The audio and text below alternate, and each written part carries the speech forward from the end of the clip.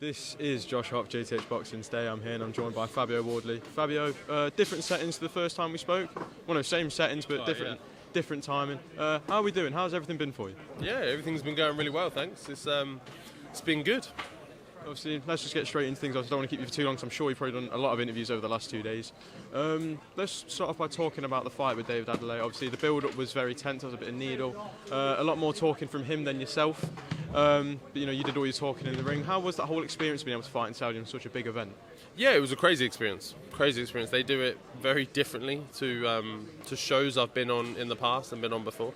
So it was a bit of almost a learning curve as well because it was a very busy week. There was a lot going on, but it was a great experience. It's such a spectacle as well because they really made it like stand out and made it something big.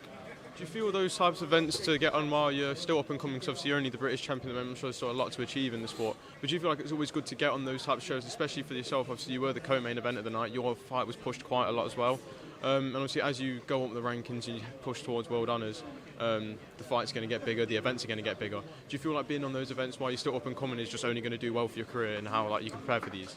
Yeah, massively. I've been fortunate enough to be on some really big cards quite early in my career as well, so they almost teach you, give you a level of comfortability with it, of being on those big things, knowing how they run, knowing how to manage the fight week, knowing how to manage your time, which all leads into obviously fight night, making sure you've still got everything you need in the tank to do the performance.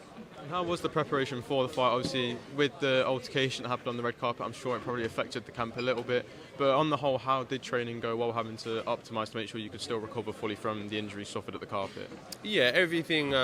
The camp was obviously very interrupted. Things were a bit messed up for a period of time. I wasn't able to spar at all or anything like that, but we was able to double down in other areas and push ourselves in different aspects of training to really focus on, which actually turned out to be quite a blessing, to be honest, because there was other areas we could pick up and we could move on and make progress in. Do you feel like, even obviously a lot of people were questioning maybe because you haven't been able to train to the way you normally would, that it might affect you, but obviously it didn't seem to affect you on fight. It was a very dominant performance. It was a very easy win for yourself. Do you feel like you made a big statement that night, and obviously the way you dealt with David Adeleye? Yeah, I think so, across the board in a lot of areas, that even without being able to train fully or properly how I would have liked, I was still able to deal with him very comfortably and outbox him really to a T, and then get the finish as well. I ticked off all the boxes that we really wanted to on the night. Obviously after the fight, obviously I remember the video you put on Twitter of him saying no excuses, and then he listed off followed by a lot of excuses, yeah.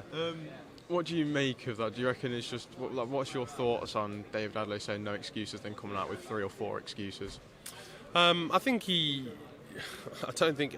with him he doesn't know what else to do, even in those moments of defeat or however, when things haven't gone his way. His natural reaction is just to revert back to still talking shit or just trying to spin a story one way or the other, when it might do him some favours to take a second, take a step back, have a look and go, right, actually maybe let's look at why I lost and what went wrong, as opposed to trying to find an excuse.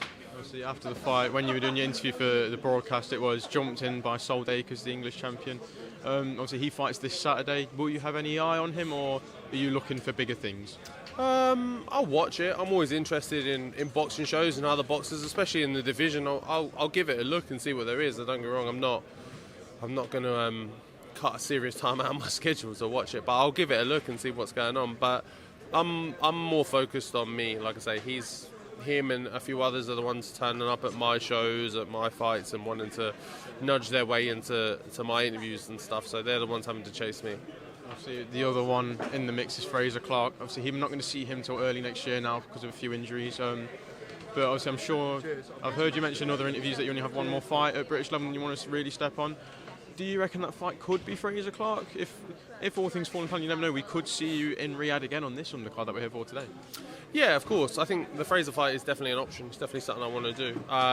But whether it comes together this time, like we had the faff of things before and that, so I definitely don't want to go through all that again. It's a distraction. It takes away from my training, it takes away from my career more so, because it wastes a lot of time. So if things are easy to be made and easy to get done, then yeah, cool, no problem. Fabio, I'm going to let you go now. I appreciate your time as always. I'm sure we'll catch up again very soon. Appreciate it. Thank you, mate. Cheers, Red. Thank you. Okay.